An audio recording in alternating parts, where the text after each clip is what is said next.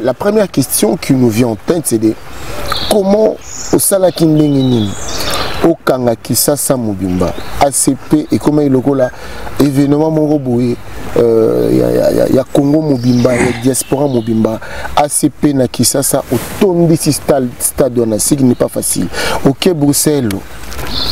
Au rassurer Bango, on parie pas à Paris, au Betty Paris Kao. Qu'est-ce qui se passe? ACP, ils ont mis dans ACP. Toujours comprendre les partis politiques. Nous pépons, c'est quoi l'histoire? Bon, ACP. Dans le cannabis, tous un échangeur. Échangeur, ils en ont limité, mais bon, on a Mbappé, la ramène. Après échangeur, tous un Zando. Ma papou, on a Zando, mon account. Ndebatungango, ma papou. Nanyango aboma kizando. Peu aboma kizando, posa na zando nini. Parce que tout le bakaka, gentini abukizando, gentina zotonga zando te. Nanyango aboma kizando. Peu aboma kizando, pobasa na nini, etika la kakabo. D'accord, ok. Mais les lots avantages, tous en ango po oza kinoa, oza pe mon la poto, au tambour qui les belé. Tout à l'heure, au lobby qui au sala peine, au sali sabato belé, en bâtiment. Souvent, quand nous allons dans le chantier, on nous met la date du commencement et la date de la fin. Zando, Ekobanda, mon colonie, Ekosila, mon colonie, on ne sait pas. On écoute ça comme si on vous dit Jésus revient bientôt. Zando, Tokotongango, Ekosila Kaka. On n'a même pas, ok, on ne sait pas. Ça va prendre 2 ans, 3 ans, 4 ans, on ne sait même pas. Tu vois, Zando, Ekobanda, Ekosalam. A dit. Notre Koloba, Misala Zando, ici est bandit. Même que ici est bandit. Kini Bopeto, Ezali, Loko Gentini, Gobila, Aïli Batnaville, Kinshasa, Montion, surtout, Kini Bopeto. Alors, quand on voit, Cantonnier Nabiso, Oka Bakomboli, Basangisi Biloko et Kitina Terrassé, Bakomboli, ça dit qu'ils font la même chose. Tant Bakombola Kan, et après ils ont un canne à terrasser. On se pose des questions, mais c'est quoi le problème? Pourquoi quand Bakombola ce n'est pas évacué après? Si, ou bien c'est évacué, nous ne sommes pas au courant. Si, c'est évacué. Alors, est-ce que Wewa, casquette exatée, casque exaté, baza identifié, emboutage, mais comment Gentini le gouverneur à Kansara, ça n'a pas mondé, ils ont comme casse de tête, cuise de tête pour nous. Bon, ils ont casse de tête, c'est vrai, mais dans ma pays, ils ont même en France, si vous avez un grand groupe, c'est constitué comme étant un groupe de pression, coûte rapidement des ordres. Dans mon motard. Monsieur Gentini Gobilambaka, au Sali Banzela, mais Ozo le Belango pour parce que le Gentini est accessible, il est à rendez-vous et pas compliqué, il reçoit tout le monde, la facilité surtout. Il y a un missal Ozo le Belate, Banzelo Saliona. Pourquoi Ozo le Belango Penzate? Tout ça, Banzela. Voilà. Après Banzela, avant Bissoto Zoa, ville il y a Kinshasa, le 8 mai 2019. Tokuta gouvernement mon côté à Sala Banzela au Bingala transcommunal parce qu'ils ont traversé ma commune et belé dans Balamoko. Toutes les avenues transcommunales na Paris ma route départementale. Mais tout le monde a vu la Kinshasa Mwinda ils ont la Kota Santa na gare centrale Kota Béatrice. Merci Gentini parce que c'est décoré et tout. Je sais pas ils ont ce jour à Noël Moko Boye pour décorer mais côté on a courant et katanagate et pelara tout le temps. Balabala, toza na moi tronçon au bout, munda ezo pelaka ke katanagate. Siko ça landé ni koto na munde pelaka ka, koto musu munde pelakate. Yo na baté système de sona. Et puis la sengi na bino ba journaliste. Bo s'intéresser na makambo malamu yo sala na mboka. Bo soutenir ba FARDC, bo soutenir pe mukonde ba FARDC. Mais bo soutenir beaucoup soutenir. Mais soutenir dans l'objet de ça là, dans FARDC, ceux qui montunyo surtout ne s'y casali, a aimé le FARDC. Chef Nazuka comme Mbati Mbumba, Ongaï n'a soutenir FARDC, Maître John n'a soutenir FARDC, Patrick Fambe n'a soutenir FARDC, Patrick T10 n'a soutenir FARDC. Mais à ta bolobi vous soutenir FARDC bon. Mais ceux qui FARDC aza équipé, aza na mando kité, aza na munition té, ata bosali dialelo, ba osalari, ba ouro. Mansa Musique et Primus présentent le concert de l'histoire, le show de la réunification. Wenge Musica 4x4 BCBG, 25 ans après, ils seront tous là. Le 30 juin 2022 au stade des Martyrs à Kinshasa. Venez vivre le show de l'année avec les anges adorables. Wenge Musica 4x4 BCBG. Yabiso Wenge. Prix 5000 francs congolais. Ouverture des portes à 10h. Infoline 09 00 11 51 16. Une production Mansa Musique. Chers amis, merci beaucoup. Je suis un homme heureux de vous savoir encore chez Adi Loba TV, dans votre site Adi Loba. Nous avons le plaisir de recevoir un géant, pas par rapport à sa taille, par rapport à ce qu'il est en train de réaliser. Nous avons tous suivi le 28 Kinshasa, Congo, la diaspora s'est arrêtée pour regarder, suivre l'élément là-bas à Kinshasa, Stade des Martyrs. Le 28, c'était la sortie officielle de ACP, dont partie chère de M. Gentini Ngobila Mbaka, qu'on appelle souvent chez les chouchous le gentil Gentini Ngobila Mbaka. Il est avec nous, on va essayer un peu de décortiquer tout ce que vous avez comme souci et vos questions. Nous essaierons évidemment de poser les questions, mais si on n'arrive pas, n'hésitez pas de nous écrire. Avec nous, M. Gentini Ngobila Mbaka, le gouverneur. M. Gentini Ngobila Mbaka, bonjour le Sako. Bonjour Adi et Manga Bakoua Malamis.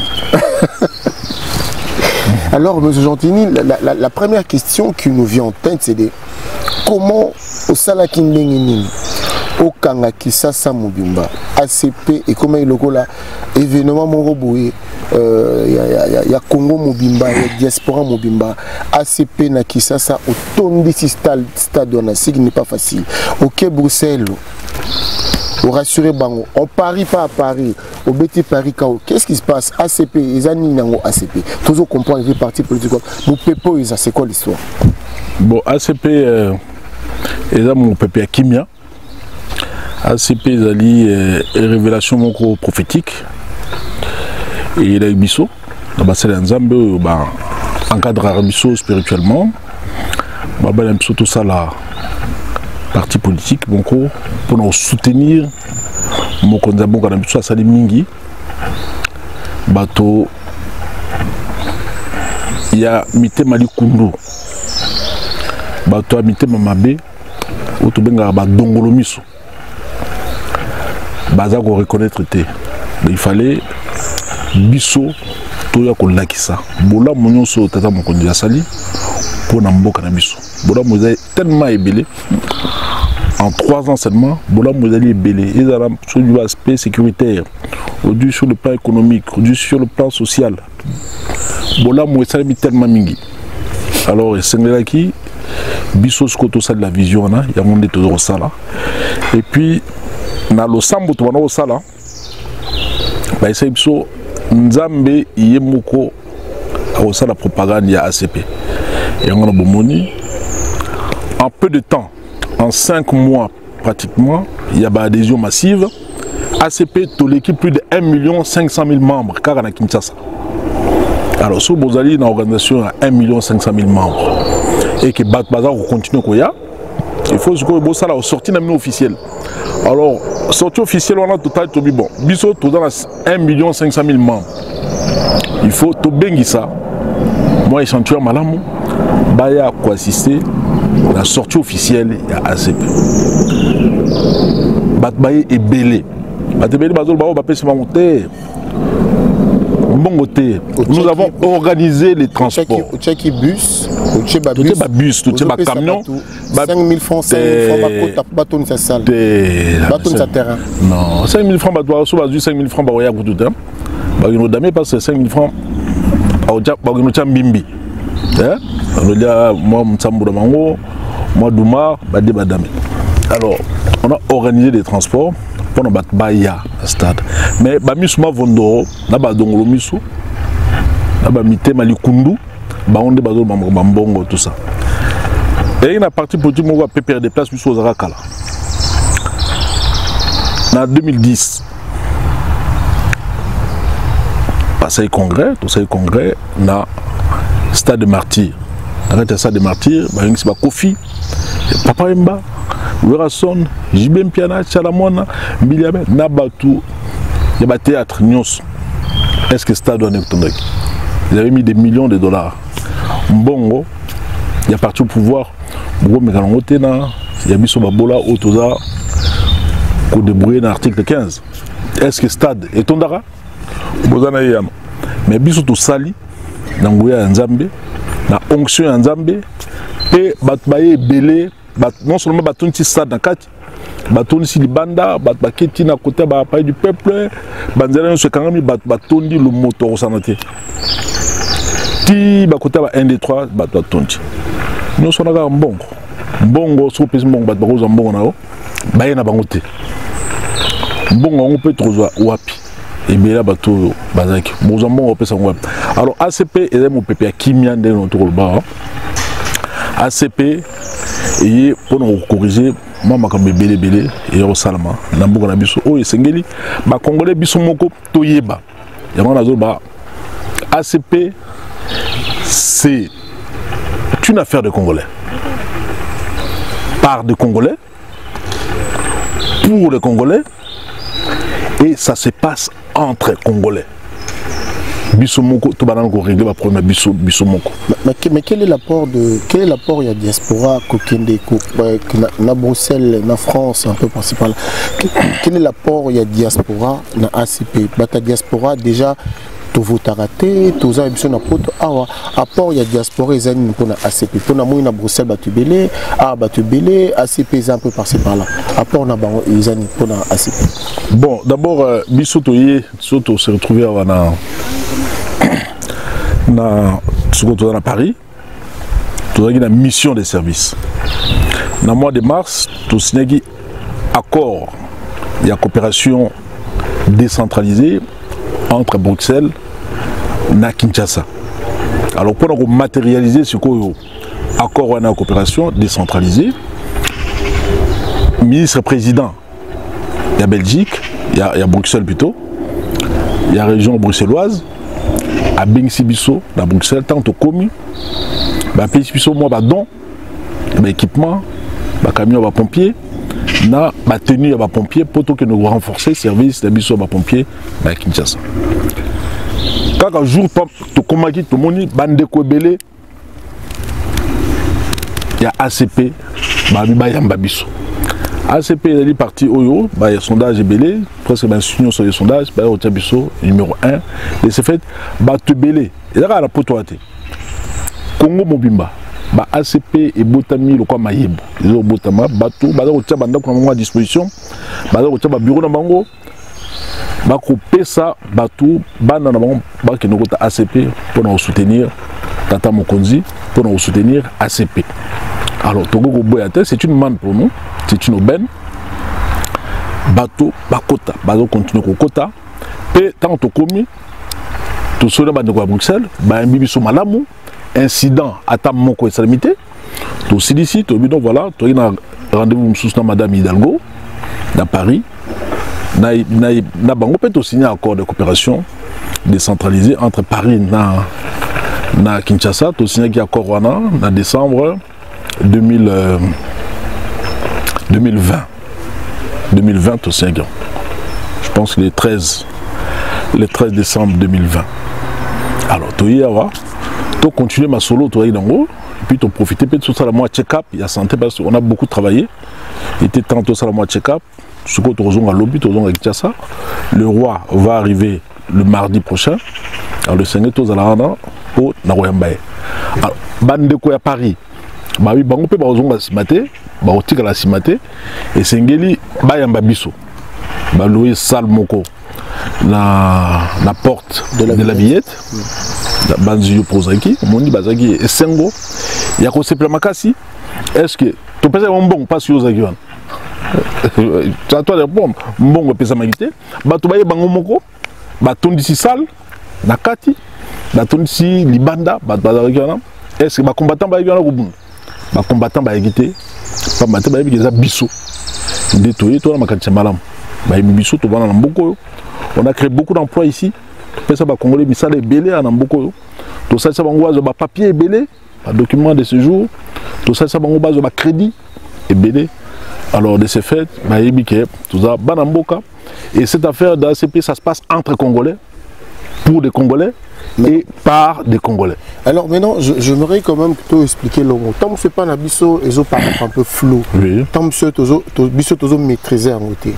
Mais il faut quand même dire que Jean-Tini Ngobilambaka avait comme secrétaire exécutif n'a pas perdu. Après, Jean-Tini Ngobilambaka accompagne la vision du président Faty. Après, Jean-Tini Ngobilambaka crée encore un parti ACP. C'est là, se sait, quand on crée un parti, c'est pour conquérir le pouvoir. Après, chaque fois, on a un parti parce que vous partagez pour mon côté. Après, nous, on ne comprend pas. Aide-nous un peu. Bon, je ne sais pas quoi dire. Vous avez dit ici, j'ai été le secrétaire exécutif provincial du PPRD. J'avais été nommé, c'est vrai. J'avais été élu sous le label PPRD, mais aujourd'hui je suis l'autorité morale et président de la plateforme politique Alliance des Congolais progressistes. Pourquoi? C'est un choix. C'est un choix que je fais, qui est celui d'accompagner les présidents de la République. Aujourd'hui, le PPRD n'est plus en odeur de cet été avec le président de la République que moi je soutiens. Vous comprenez? Alors j'avais un choix cornélien, soit adhérer dans son parti politique, soit créer une plateforme à moi. Donc j'ai opté pour le second choix, c'est lui de créer une plateforme qui viendra comme soutien à sa méga structure politique. C'est ce que nous sommes en train de faire. Partant du principe aujourd'hui, ACP se retrouve en face de l'UDPS. On va dire que nous avons le président Faty qui pose sa candidature et Jean-Tini Ngobila posant sa candidature. Ben non, pas du tout, il n'y a pas d'ambiguïté. Nous n'avons aucune ambition en 2023. La seule ambition que nous avons, c'est celle de servir d'abord le président afin qu'il puisse terminer son mandat et de commencer son second mandat en 2023. Donc nous allons soutenir à bras le corps la candidature du président de la République, Félix Antoine Tshisekedi Tshilombo, afin qu'il puisse obtenir son second mandat. De ce côté-là, il n'y a aucune ambiguïté. Nous sommes à 100% derrière lui et on va le demeurer jusqu'à la fin de son deuxième mandat. Monsieur Jean-Tini Ngobilambaka, au Sali Banzela, mais parce que le Jean-Tini est accessible, il est à rendez-vous pas compliqué, il reçoit tout le monde, la facilité surtout. Il y a un message de Belate, Banzelo Sali, pourquoi aux Belango Penzate? Ben tout ça Banzelo Belé, binon de Bolo Belango, la journaliste c'était. D'abord Piolo Latte. Il est difficile de prêcher pour sa propre chapelle. Et la même chose avec le président, c'est la même chose. Il a fait énormément. Mais bien au Belangote. Dans le monde à Kinshasa, il marche pour soutenir le FARDC. Maintenant, nous avons le FARDC. Donc c'est une façon implicite de soutenir le président. Pourquoi on a le courage à monter? Voilà le FARDC. Depuis des années, on a gagné, mais ce qu'on va gagner, sous son impulsion, sous son leadership, sous son engagement politique, mais les gens ne le disent pas. Alors, dans ce exemple, vous avez un aéroport, il y a Boga, depuis 18 ans, là, il tourne. Bapaya. Mais depuis le 12 février dernier,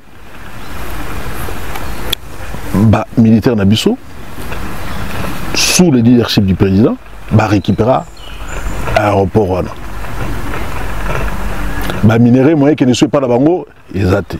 Il y a une guerre, ils ont été. Pour toujours, yoga. Minéré, et pas Nabiso, qui n'a pas. Beaucoup de gens ont dit net. Et qu'on a soutenu. Ma femme de c'est Nabiso Mbalo. On a courage à s'en aller parce que Bazali soutenu. Et puis, moral, mon candidat au PSA Bango parce que mon candidat toi n'est pas quoi, même moral Nabiso. Nous avons le président et a la même moral na même moral nanga, même moral na ba congolais nyons. Donc il est en phase avec nous tous. Batou oyeba yeba, batala que nous voilà, toujours mon candidat yo. Alors on l'a plutôt dans même 4 katano nyons autour d'ango, pas si ba difficulté et ça sur le plan économique, mais comme on est bien sur le plan des territoires territorial. Mboka na biso comme ozonga bomoko. Alors bato bon va faire des le chef suprême des armées, c'est qui? Alors, c'est le président de la République. Donc, il faut reconnaître. Ce qu'on a Peso et Yano, il y a Banzela. Voilà. Après, Banzela, avant Bissoto Zoua, ville de Kinshasa, le 8 mai 2019, Tokuta, gouvernement mon côté. À Sala Banzela, au Bingala transcommunal, parce qu'ils ont traversé ma commune et belé dans Balamoko. Toutes les avenues transcommunales, na Paris, la route départementale, et ça, bah, mine de Batikao. Pourquoi bah, Mikasavubu, bah, Barbala Willery, bah, Bypass, bah, avenue Lumumba, bah, avenue Ngouma, bah, route de Matadi, et tout ça, ce sont des avenues qui sont transcommunales, des avenues Kassavubu, les bah, Libération, ex-24 novembre, ex-Joséphine Charlotte, Nyonso et Zali Oyo, Mindele, Belge, Batikelabiso en 1960. Mbalali Bosso, tout ça la route transcommunale, et Ali Elingesa, Oyo, aussi ici en haut presque, et Zali Kikwit, Oyo, tout ça avec des ponts et tout, et Zali avenue Mombele, où il y a un rond-point Yolo médical. Koti Mombele, Kati Mombele, Kati Ngabati, et Bimina Bypass, Nalemba, et Zali avenue de la Paix, Oyo et Bandi na pont Matete, et Koti et Kati des bonhommes, et Kati Kisanso, et Kati Matete, et Kati Lembati, et Bimina Mungafola.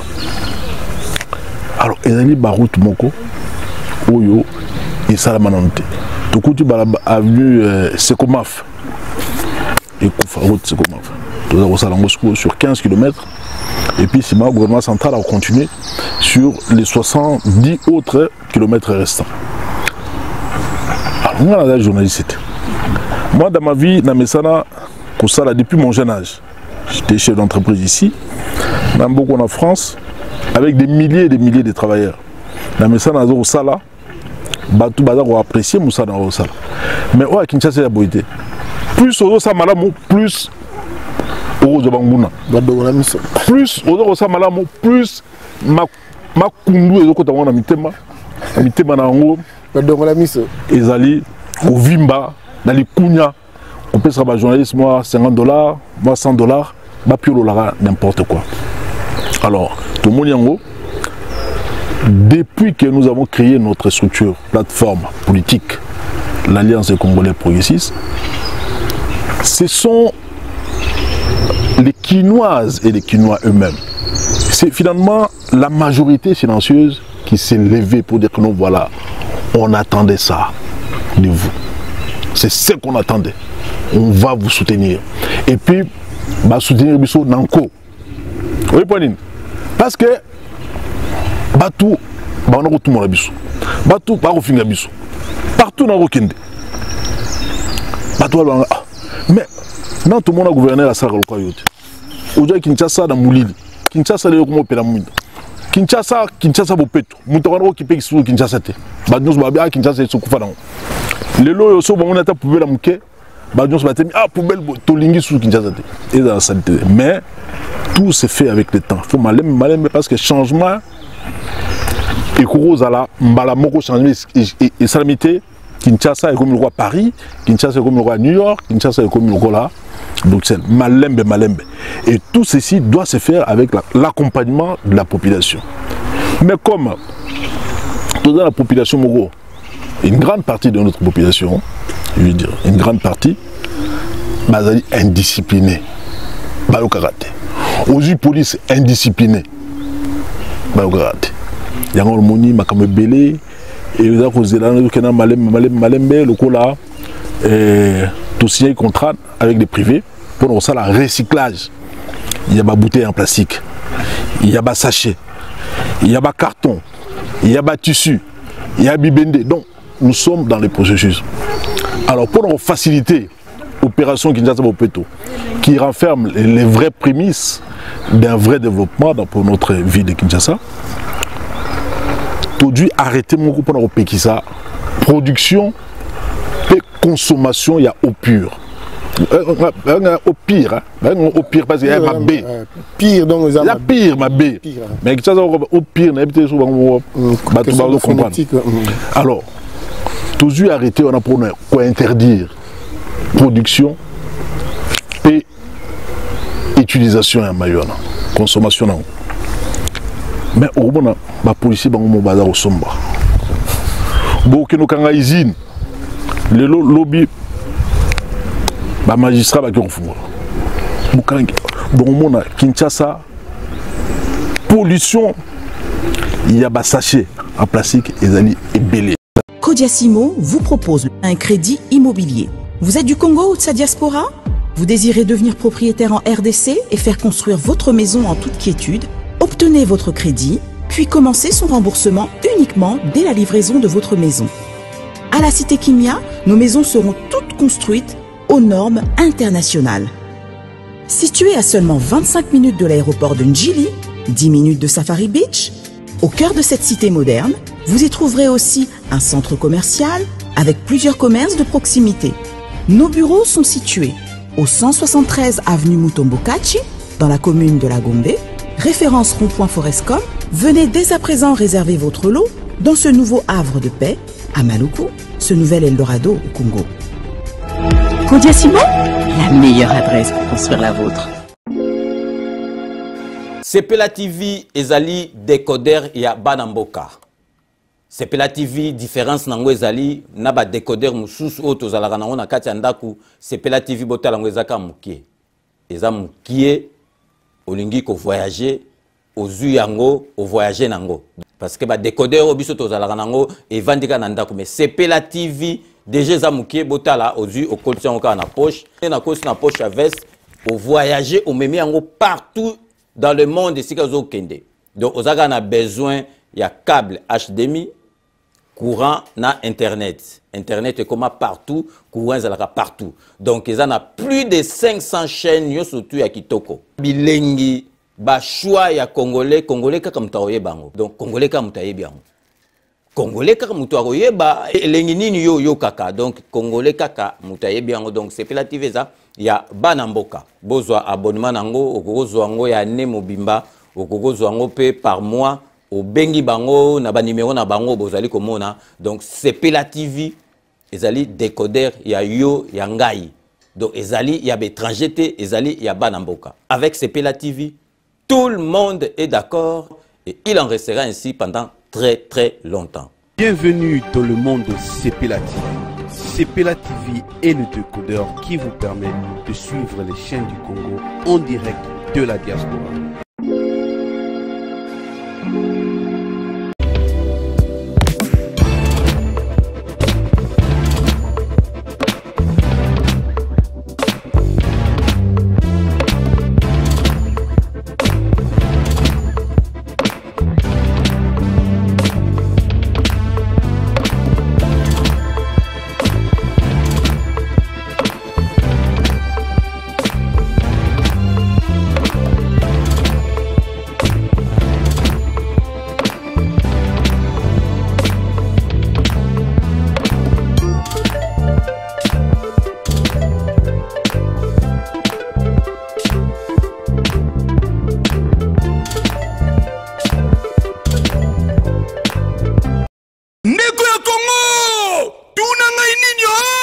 agence Wami Service oyo ya madame Mireille Wakanke azawana mobimba pona bino ba diaspora bolingi kotinda mituka toba kolia ndenge na ndenge kohésité na yote adresse ezase moko 5 boulevard Ornano numéro 75 018 na Paris 16e awa na République démocratique du Congo na ville province ya Kinshasa boko zoyango na avenue Maringa numéro 83 référence étoile bleue na commune ya Kasavubu soit bo contacter na ba numéro oyo Maman Mireille Wakanke tata pambola yo na yaka pamba pamba te soko moni na ye kombo na yo na témoignage na yo eke musika pe betinga na motema na mona ba agence na sena moi oyo lukute za makasi na ba agence na escroquerie okomona mosali ensemble asali pe publicité batu bazotala me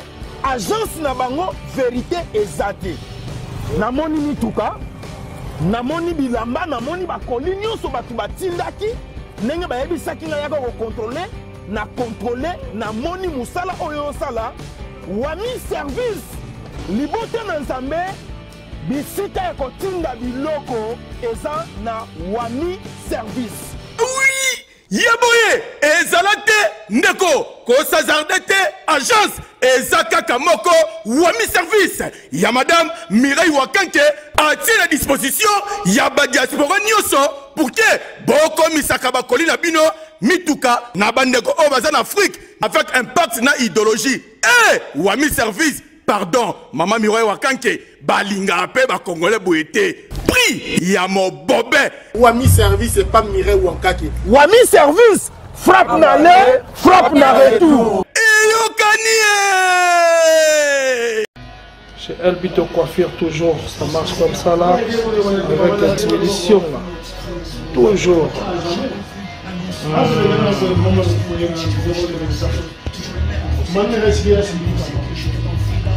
Salon number one, chez Elbito Coiffure. Tu coiffes avec sourire, tu coiffes avec noblesse. Chez Elbito Coiffure.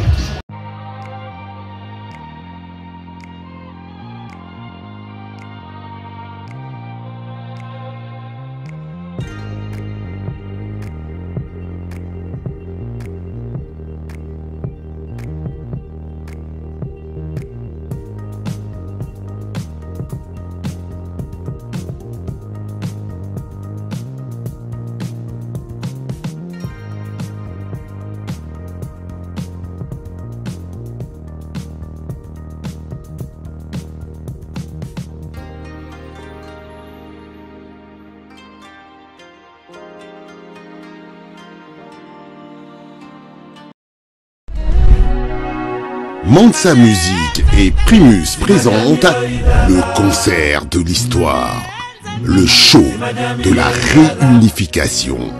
Wenge Musica 4x4 BCBG, 25 ans après, ils seront tous là. Le 30 juin 2022 au stade des Martyrs à Kinshasa, venez vivre le show de l'année. Avec les anges adorables. Wenge Musica 4x4 BCBG. Y'a Bisso Wenge. Prix 5000 francs congolais. Ouverture des portes à 10h. Infoline 09 00 11 51 16. Une production Mansa Musique. Nzela pe eza ko bepsa écosystème na mboka na biso biso moko to se rendre compte mais ceux qui toki na police moko aza ko accompagner ba décision nyonso oyo biso to za ko zwa po ete mboka na biso ekende liboso nde makambo ebele se changer. Mais tout le monde a vu la Kinshasa Mwinda ezopela na Kuta Santa na gare centrale Kuta Béatrice. Merci Gentini parce que c'est décoré et tout. Je sais pas ils ont ce jour à Noël moko boye au décorer mais côté on a courant et katanagate et pelara tout le temps. Balabala toza na mo tronçon mo boye Mwinda ezopelaka ke katanagate. Siko sala ndeni côté on a Mwinde pelaka côté musu Mwinde pelaka te. Yona ba test na bosona. Alors, première électricité dans Bourg-Nabiso, C'est un problème d'ordre général. Du fait que barrage ya Inga, hein, barrage ya Inga, elle va reproduire 1400 MW par jour. Bas besoin en termes d'électricité pour la ville de Kinshasa sont de l'ordre de 1700 MW. Donc il y a toujours un gap. Pour le barrage à Inga, le 1400 MW c'est pour tout le pays. Vous comprenez? Donc les 1400 MW, il faut pas répartir en Kinshasa, dans Katanga, dans Congo central, dans Bandundu, ainsi de suite, dans le pays, dans Bambo Gagnon Soyo, ou dans Tanguan. Alors, ce que Kinshasa va retenir à peine 800 MW par jour. Alors, nos besoins sont de l'ordre de plus de 1700 MW. Donc, il y a toujours un gap de plus de 900 MW. D'où on a des délestages depuis des années.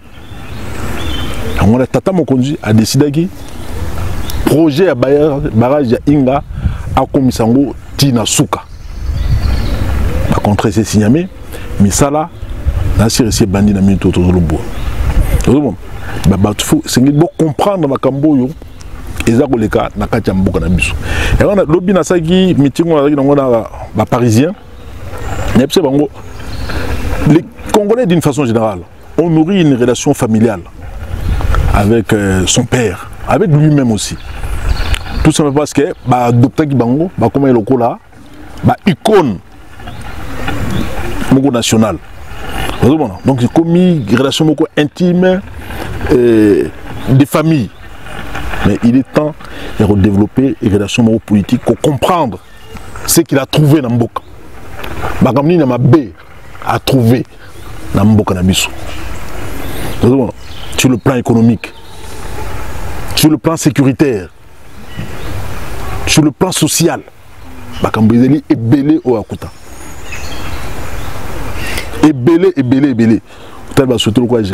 Pillage systématique. Les gens n'en parlent pas. Autant l'économie, si vous observez, agrégat, évolution de agrégat macroéconomique, au monde, voilà, il a trouvé une inflation à 17%. Aujourd'hui, paf, à qui tient le comité à 5%. C'est énorme, énormissime.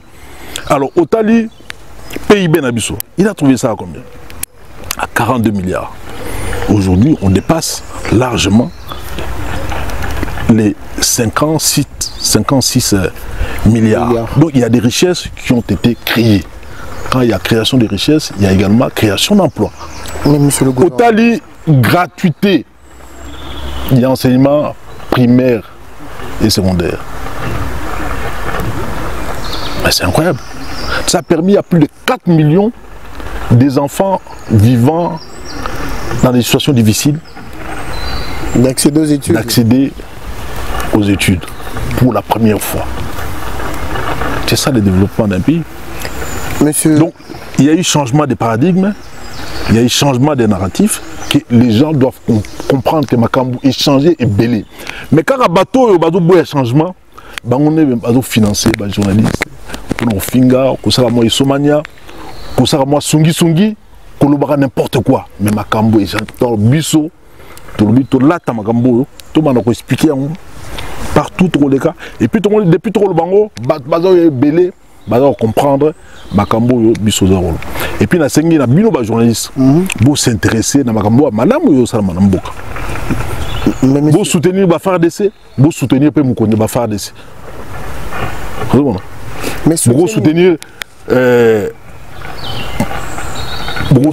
mais soutenir nango biso to sala na FARDC ce qui mutunyo surtout ni sikazali a emeli FARDC chef nazuka comme Mbati Mbumba o ngai na soutenir FARDC Maître John na soutenir FARDC Patrick Fambe na soutenir FARDC Patrick T10 na soutenir FARDC mais atabo lobby vous soutenir FARDC bon mais ce qui FARDC aza équipé te aza na mandoki te aza na munition te ata bosali dialelo ba osala ni ba bitumata.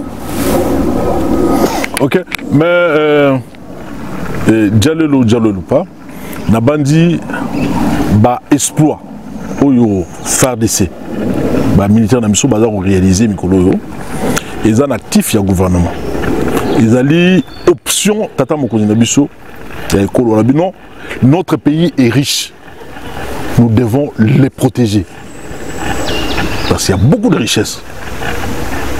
Nous devons protéger notre pays parce que le pays est convoité tellement par des gens qui veulent nous piller, des prédateurs. Et toi, fais face à des prédateurs. Donc il faut qu'on protège Mboka. Il faut sécuriser Mboka. C'est ce que le président est en train de faire. On a renforcé la capacité des militaires Nabiso, pour renforcer le moral de Bango, pour renforcer Bango dans la munition pour être babana kolonga bitumba oyo avant bana kolonga et puis kolongola na armée na biso bambuma nyonso mabe ba infiltré ba belé. Ce sont les mêmes ah non voilà mais ceux qui ont gagné et comme victoire na Bango biso de sali marche il y a FARDC non il faut pas profiter. Mais les lots. Il ne faut pas profiter. Mais les lots. Parce que dans le Boka-Nabiso, on a bateau qui a créé le M23 Bazali. Les gens qui ont créé le M23, bateau dans la population. Quelquefois, le monde a bateau soutenir. Il faut aller à l'origine de M23 et Salamaki. Qui était dedans? Ça va, Ben oui, voilà. Mais le gouverneur Jean-Tini Gobila, ils ont le col à Mungongo. Et kangi bango na muko et kangi bango na mungongo ezo kitete. Le ventre affamé n'a point d'oreille. Batu balingi balia bagoyo kapé na sima. Yoza mwana okoli na poto, oza muto okoli na poto. Na kona Kinshasa, okoli pe na poto. Akoli pe na poto. Merci beaucoup. Na poto mi Kinshasa, na kona Kinshasa, na kona na poto, to tangi awa, to sali ba misala awa, to sali pe bandeko bazo misala. Pour créer un emploi belé dans le domaine belé puis d'abord dit batubeli bakamo andrini ta on a yakawa ba combattant ba simangati ba yebi ba tata na ngo bazaki wa na pesa ngo misala na pesa ngo ba crédit na sasa ngo na mikana na ngo ba makano ngo mikanda ya ba séjour et ngo na kana moi kimia sur dans en France en tout cas je dirais que c'est ma seconde patrie. Mais boni on a poto na France to baka exemple na France to za na ba monument ba biloko ela que non eza mythique na kata Paris na kata France na Paris par exemple to za na Tour Eiffel to za na Arc de Triomphe pour ne citer que ça eza biloko eza lokola ba monument na France pour l'équipe na mboka na biso to za na échangeur ils en ont limité mais bon aller Mbappé ba yola rango. Après échangeur tozana zandu ma papu wana zandu monaka nde batungango na ma papu zandu nanyango aboma kizandu pe aboma kizandu posa na zandu nini parce que tolobaka gentini abuki zandu gentini azotonga zandu te nanyango aboma kizandu pe aboma kizandu po basana ngunini etikala kaka bo. D'accord, OK, otuni adi tuni mutuna moko ezana motu ya makasi pour comprendre magamni neza ko kana zandu. Alors tango na baki attend tozwaki so ça remise reprise biso le 8 mai 2019. Tango to wadi musala to ba rapport qui nazandu mbilinga za kuna. Donc plutôt palais ils ont gâté zandu to quitte nazandu tout ça l'état de lieu tout le monde qui est non voilà batu bako vivre non voilà salité moko ya ressentir donc ba maman batandi maputa et na pembe nywana bazo tandi baputa bazo acheter marchandise na bango ya biloko rolia ya biloko rolata maya ya faranta ya nyei eza oleka mais non tokuti libanais moko comme on a Hassan oh le baki a le gouverneur alongolo boulot c'est la cara longolo pe Asa azwa lipaputa. Azwa lipapu, azwa lipapu. Nga da bisaka yo longa na bulo me yo olia lipapu. Mais ngate mna laisser lipapu. Ye moko ayena okuta na makambo na paf azwa lipapu. Ozo. Ya robana parce que na mbongo ana ngenza na lokotro. Asimba ba konjebele. Pe yo longa na bulo nga yo longa bulo me nga na oleso lipapu. Aso za mboka ngai. Alors, tokuti ba mama esika bana oteka na Zando. Libanais wana Hassan azui esika ngo. Atongi 104 magasins. Nakacha Zando. Ba mama esika ngo bana oteka ba bimi libanda. Akosi bango bakosi ono voilà, ba otonga ba pavillon ebelé ya minene mission étage bango bakota. Ba mama ba bimi bana oteka na Ouagadougou. Il y a des magasins. Dans le magasin, on va faire louer $2,000. Missou sur $3,000. Alors, tango ba maman au bava dans la commune de Kinshasa, commune de Lingwala, commune de Barumbu, commune de la Gombe. Bazo na Zando bomoni ba maman ba komo tanda maputa na bomba besa na Ouagadougou. Na Ouagadougou na mabele. Bango pe baye Ouagadougou etondi. Quand Ouagadougou etondi, bakoti ba venir de l'école, bakoti ba loa, bakoti ba kato donc ba balabala nyonso wana. Environ 8 avenues Mokoka et comme Zando na Zando. Tu vois to beno? Ba maman yo. Parce que Zando il y a 3500 places. 3500. To beno. Mboke kozala boite. Tozui ba plainte. Il y a ba riverain au ba vandarana. A cause de maladie boy. Taxi est royauté parce que tondi. Ba mais c'est tondi ba bala nyos. Ba venu démarrer de l'école Ouagadougou tout ba bala nyos. Qui na ba isoki et comme Zando na Zando. Alors tu bino voilà. Il faut tout tonga Zando ya monene. Tout ça les plans, là-bas il y a Régis, ce sont les Français. Bah ça les biseaux plan, Moko il y a 80 000 messa. Zando nous sommes partis. Dans Zando Zagui 7 pavillons avec des étals pour 3500 aux vendeurs. Tout le monde a une maquette, hein? Ou l'exception maquette à Zando. Voilà. Alors ce que tout ça les plans, il y a Zando sur 3 niveaux. Il y a 80 000 vendeurs Bateka. Zando Toukoutango bat toilette et souté. La plante au Sali, on a réservé par palier 70 toilettes. Donc en France, on a 70. Alors donc il y aura 170, donc 210 toilettes dans l'ensemble. Bas chambre froide, une trentaine de chambres froides. Sans compter ma poste de police, ma commissariat, ma caserne de pompiers, tout. Dans des pays organisés, tout ça, on a Zando. Puis, dans la minute où on a boyo, misala ya Zando et si bandi, où Zando a 80 000 places. Tout bon, ça va place de parking, tout, ma station essence, tout est aux ala, et Zando moro moderne. D'ailleurs, ça sera le bazar le plus important, où tout ça, Namboka la biso loko la paille du peuple et tout ça. Zando monene il y a un bazar très important qui va s'imposer dans la ville. Misala il y a Zando et ses bandits. Bah chinois bazar en sous-traitance. Il y a bah français ou bah bengi Aegis, la société Aegis et Baniara ils à côté en bourse. Mais les lots avantages tous en ango pour aux quinois aux appels moi la poto tamboli qui les belé. Tout à l'heure au lobby que ça la peine aux agis au salissa batu belé en bâtiment. Souvent quand nous allons dans le chantier, on nous met la date du commencement et la date de la fin. Zando, Ekobanda, mon colonie, Ekosila, mon colonie, on ne sait pas. On écoute ça comme si on vous dit Jésus revient bientôt. Zando, Tokotongango, Ekosila Kaka. On n'a même pas aucun, on ne sait pas. Ça va prendre 2 ans, 3 ans, 4 ans, on ne sait même pas. Tu vois, Zando, Ekobanda, Ekosalam. A dit. Misala Zando, ici est bandit. Ici est bandit, donc les travaux vont durer 14 mois. Misala, ici est bandit. ça la zone de ces bandits, donc ça, au gros kitan, avec ça, c'est au monde qui bat bazo, ça, ça là.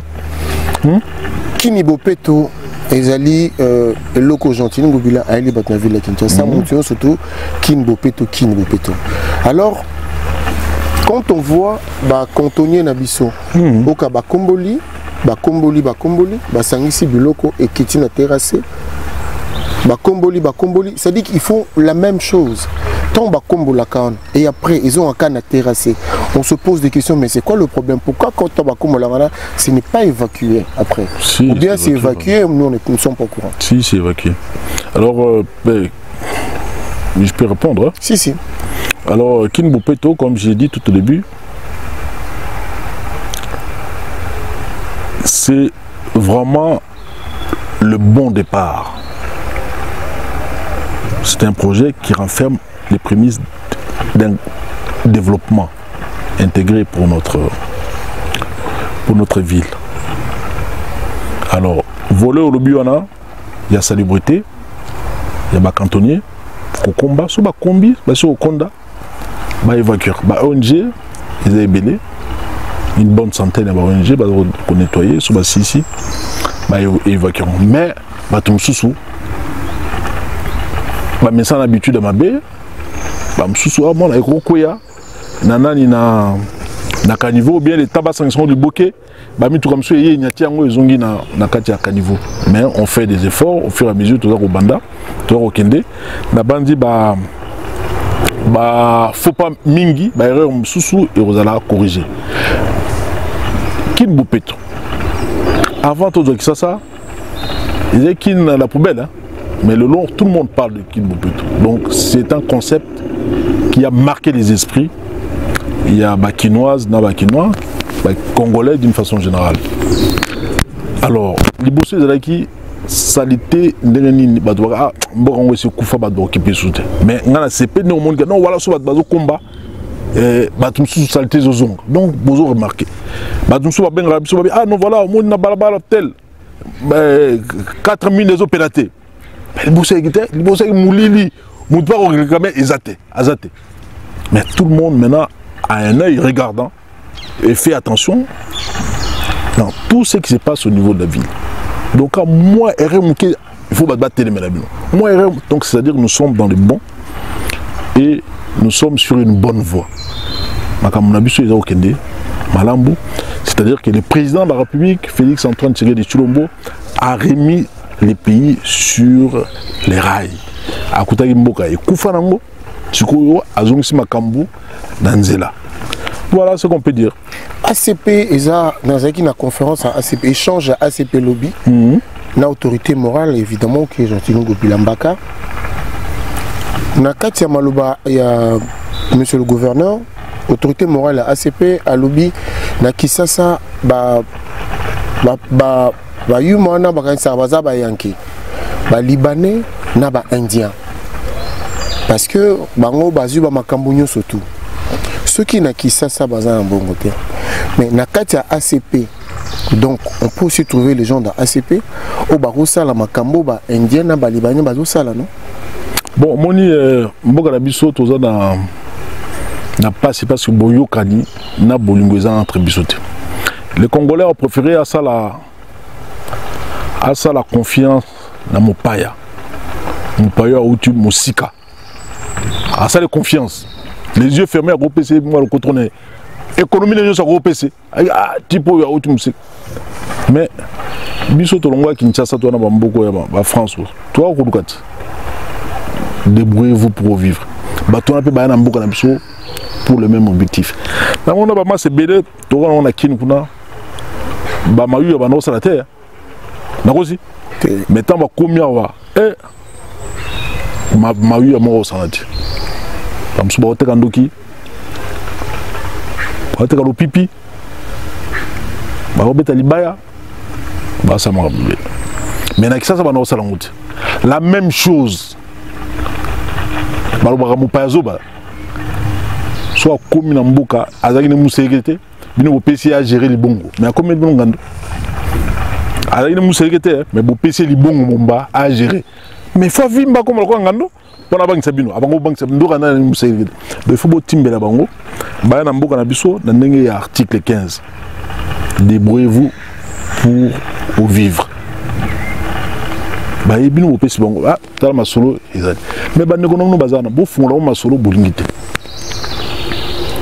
Ba mboka nyonso en Afrique, aucun na Burkina Faso, kuta bazana milliardaire.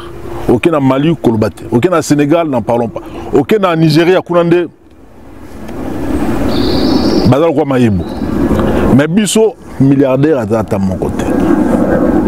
À mon côté, non, bah il va bon à l'état, bah on va milliardaire. Donc il est temps de changer. Bolingo et quota, fraternité et quota. Tous sangana, ensemble, nous pouvons faire beaucoup de choses. Les gens évoluent beaucoup mieux. Ils vont plus loin quand ils sont ensemble. Et puis au monde Batouana, ils travaillent, ils sont associés entre eux. Mais ils utilisent l'autorité pour la protection, pour la parapluie. Mais Baza va associer la bangoterre. Baza associé Bango Moko. Il faut qu'il y ait un bango et qu'il n'y ait pas la sauté. Alors nous devons nous organiser biso moko ba kolomboka pour na bongsa mboka na biso. Mutu moko akuta kuna te aya bongse la bino mboka biso moko ndeto bongsa mboka na biso. Pour mboka soki eza ko beba tu eza ko kufa ah mboka na bango e kufa. Même Joana oyo mundibu ana bino fuma masolo. Ah omboko e kufa biso na mboka na biso. Assad ya biso. D'accord aussi. Mundibu ana loba ki alongoranga boulot. Azali papo. Mais Azali papo. Mais il faut quand même reconnaître, qu'on reconnaisse notre gouverneur que autant il te parle français, mais autant il te parle comme les banapoto, nabaterma banapoto, banaki, nabaterma banaki. Mais na kola bisika yonsonage. Na kola na Kinshasa. Kinshasa de mais Kinshasa. Na kola na kin, na ndenge to fonctionne na kin, na kola na poto, na ndenge to fonctionne na poto. Et voilà. J'aimerais faire un clin d'œil au fondateur Maître John Yabusele pour l'idée de DRC. DRC est une plateforme Oyo et ils allaient vraiment créer pour la diaspora réintégrer au Congo.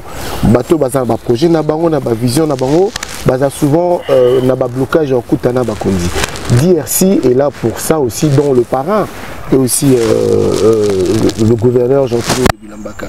Voilà pourquoi je dis merci à toi Maître John pour l'idée. Je vais finir par cette question.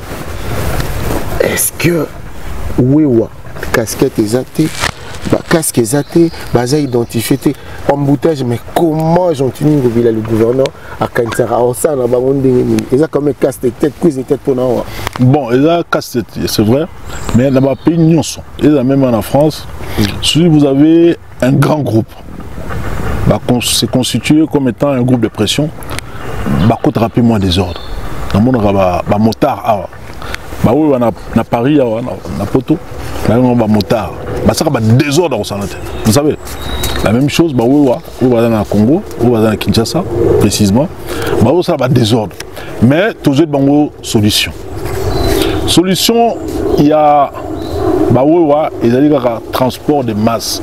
Et Zonga, Namboka Nabiso, Ndenge Tozara en 1960.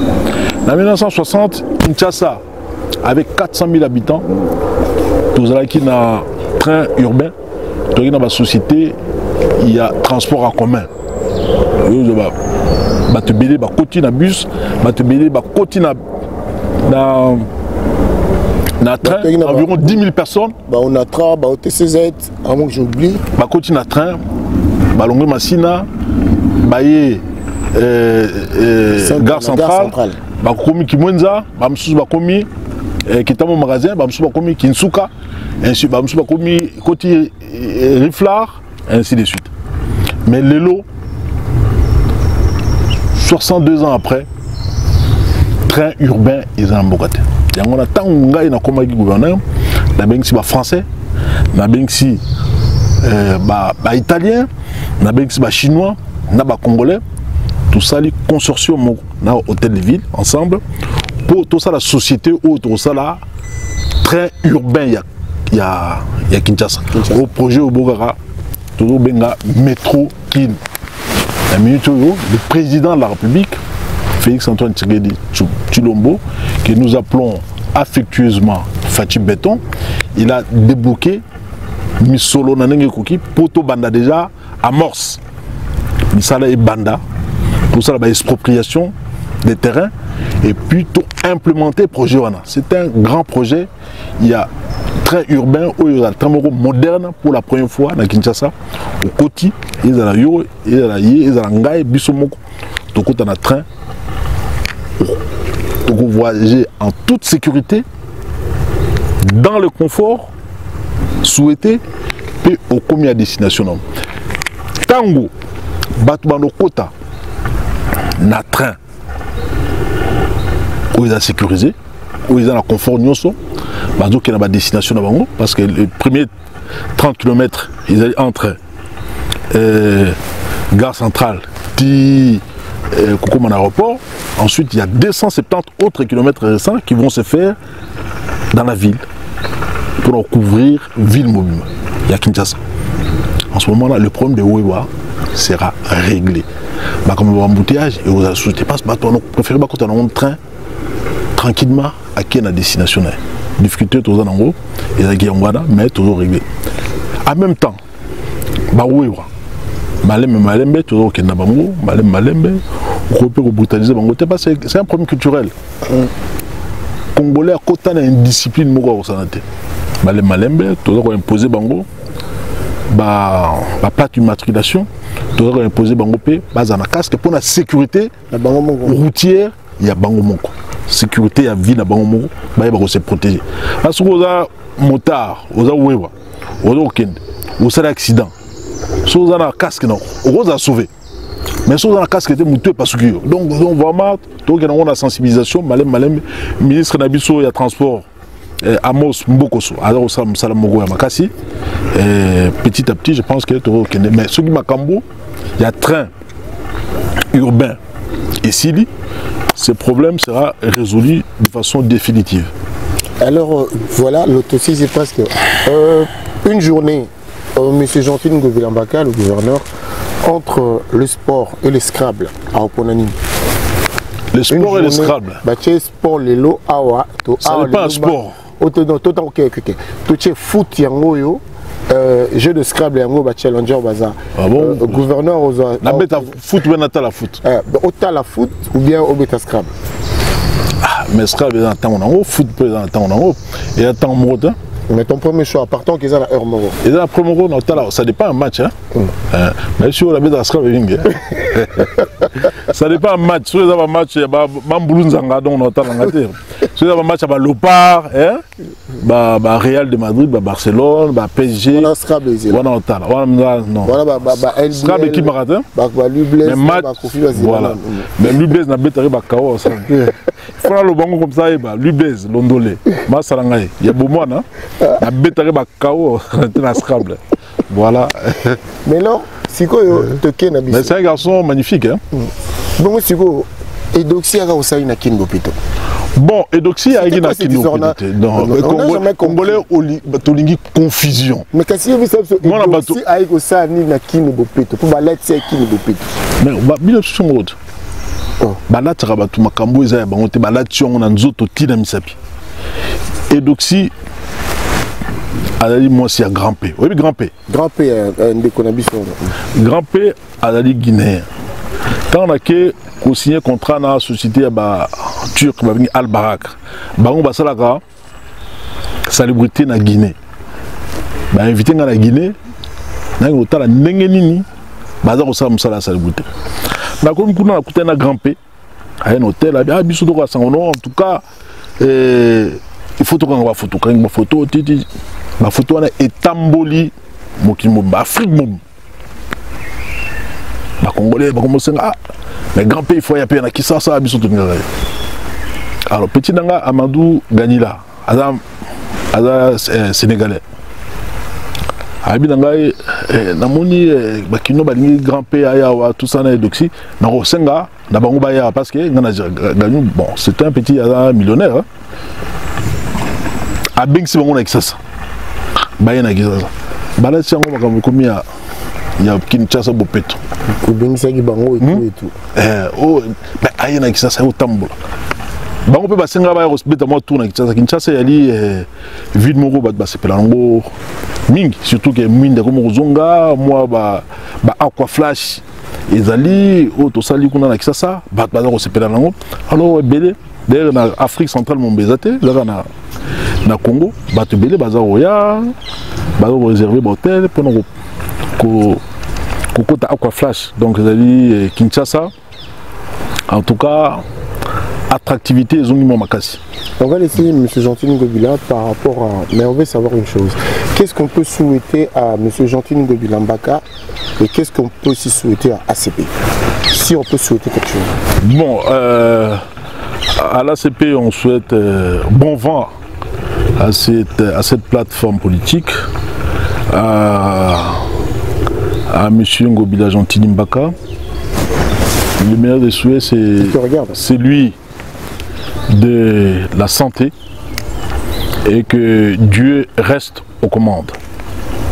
Voilà. Ça sera le mot de la fin. Voilà. Sinon, j'ai dit bonjour à tous les auditeurs qui nous suivent, à tous les Congolais qui s'intéressent à nous, qui s'intéressent également au Congo, qui s'intéresse exclusivement à la ville de Kinshasa. Et je vous dis bonjour et que je vous aime énormément. Voilà. Merci beaucoup Nabino Bato Bolanaki Oyo Milolo parce que c'était pas Azaki Namakambela au Salamé à permettre de rapidement parce que merci beaucoup, je vous dis merci à la réalisation, je parle de T10, merci beaucoup et Fambe Patrick le fils de gouverneur, Mathieu Bumba Sanyo Mboulou, Achille Bopesso, la bonne sanité, Maître John, Maman Sophie au cadre ACP. Napesi Moté, Nabisi Kanyon, Sobino Bozali. Espérons que Makambo et comme la Bino, s'il y a un souci, n'hésitez pas. C'était bien et bien Adi Londolé. Le célèbre journée, c'est beau comme un Dieu. Je vous dis merci, à très bientôt et bye. beau. Mansa Musique et Primus présentent le concert de l'histoire, le show de la réunification. Wenge Musica 4x4 BCBG, 25 ans après, ils seront tous là. Le 30 juin 2022 au Stade des Martyrs à Kinshasa, venez vivre le show de l'année avec les anges adorables. Wenge Musica 4x4 BCBG, Yabiso Wenge. Prix 5000 francs congolais. Ouverture des portes à 10h. Infoline 09 00 11 51 16. Une production Mansa Musique. Clébo